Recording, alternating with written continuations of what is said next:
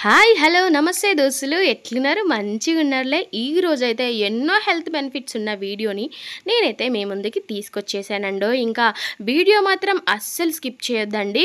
ఇదైతే ఖర్చు లేని, శ్రమ లేని పని అని చెప్పొచ్చండి. ఈ రెమెడీ మీరు తప్పకుండా ఫాలో అవుతారండి. ఎందుకనుకుంటున్నారా? ఇంకా ఇన్ని బెనిఫిట్స్ ఉన్నాయన్న తర్వాతకి ఈ రెమెడీ మనం ఫాలో అవ్వకపోతే అస్సలు బాగోదు మరి ఇంకా. సో, తప్పకుండా వీడియో చూడండి.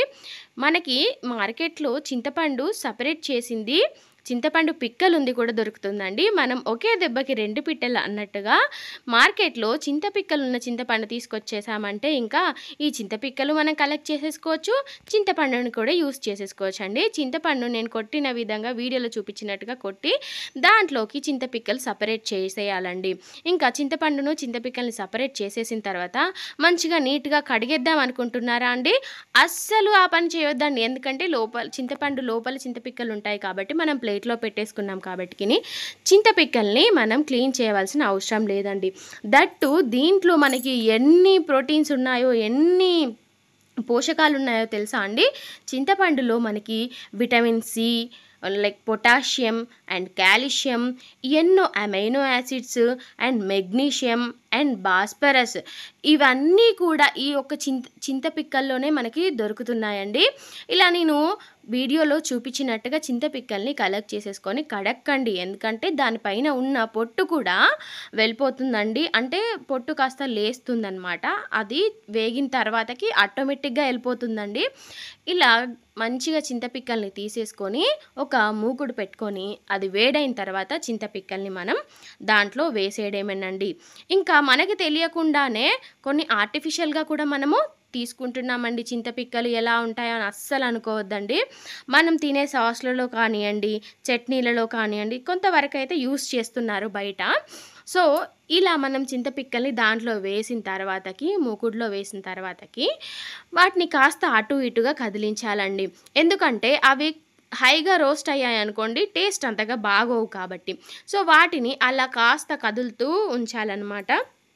ఇంకా చింతపండు ఈ పిక్కలైతే మాత్రం జీర్ణక్రియ సమస్యలకు కానియండి, అంటే లైక్ డైజెషన్ ప్రాబ్లమ్ ఉన్నా, దంతాల ప్రాబ్లమ్ ఉన్నా, లైక్ చిగుళ్ళలో నుంచి రక్తం వచ్చిన వాళ్ళకి కానియండి, ఎముకల వాపు ఉన్న వాళ్ళకి కానియండి, ఎముకలు స్ట్రాంగ్‌గా అవ్వాలి అన్న వాళ్ళకి కానియండి, లైక్ డయాబెటీస్ ఉన్న వాళ్ళకి అయితే మనకి బ్లడ్‌లో షుగర్ లెవెల్స్ అయితే కంప్లీట్‌గా డిక్లైన్ చేయడానికి చాలా బాగా యూజ్ అవుతాయండి. ఇంకా కీళ్ళ నొప్పులతో ఈ రోజులలో చాలామంది బాధపడుతున్నారు కదండీ! సో, వాళ్ళకైతే ఈ వీడియో చాలా బాగా యూజ్ అవుతుందండి. చింత పిక్కలు తింటే తప్పకుండా కీళ్ళ నొప్పుల్లో ఉన్న వారికి నివారణ అయితే జరుగుతుందండి. ఇంకా మనకి అజీర్తి వల్ల కొంచెము ఛాతీలో మంటొచ్చినట్టుగా అవ్వడం, అలాంటి ప్రాబ్లమ్స్ ఉన్న డ్రై ఐస్ ఎప్పుడు కళ్ళు దురదలు రావడం, అలాంటి వాళ్ళకైతే ఈ చింతగింజలు కూడా చాలా బాగా యూజ్ అవుతుందండి. ఇంకా దంతాల సమస్య ఉండి మేము ఎలా తినేదండి అని అనుకుంటున్నారండోయ్! మీకు కూడా ఒక మంచి టిప్ చెప్తానండి. ఇంకా ఈ చింతపిక్కలు మనకి డ్రై అయిన తర్వాతకి వాటిని పొడి చేసుకొని కూడా మనము మిక్సీ పట్టేసుకొని వాటర్‌లో తాగేయాలండి. ఇలా డ్రై అయిపోయిన తర్వాతకి మనం ఆ చింత పిక్కలపై ఉన్న